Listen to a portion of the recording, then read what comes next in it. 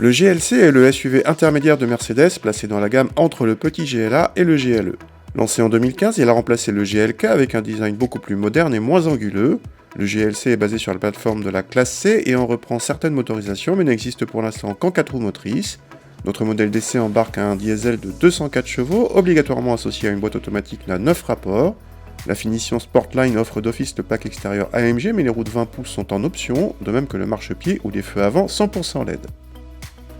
A l'intérieur, la planche de bord du GLC se rapproche de celle de la classe C avec les 3 aérateurs ronds et chromés au centre, surmontés d'un écran au bord noir très large qui évoque les tablettes tactiles un peu anciennes.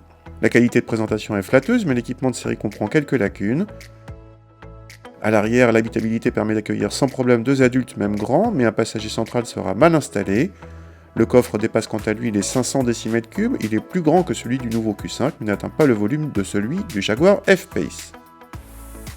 Contact et le 4 cylindres diesel fait un petit peu trop entendre sa voix pour un SUV premium comme le GLC. Le couple très généreux se fait rapidement sentir, rendant les relances très faciles, même à haute vitesse. A noter que le diesel continue à pousser fort jusqu'à presque 4500 tours, appréciable. La boîte auto est douce et rapide et s'accommode très bien de ce couple généreux. Côté châssis, notre modèle sans suspension pilotée mais avec châssis sport s'est montré agréablement dynamique. En contrepartie, le confort se voit un peu malmené, surtout avec les roues de 20 pouces, mais l'amortissement reste bien contrôlé. Les consommations de ce modèle sont annoncées identiques à celles du GLC 220D, pourtant moins puissant. Nos mesures les placent même en dessous et intronisent en tout cas ce GLC 250 comme le plus sobre de la catégorie, d'assez loin. Côté tarif en revanche, le GLC est cher, très cher même par rapport à un BMW X3 ou à un Jaguar F-Pace.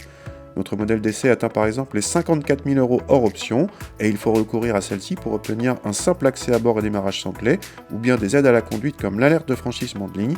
À ce prix-là, ça fait désordre.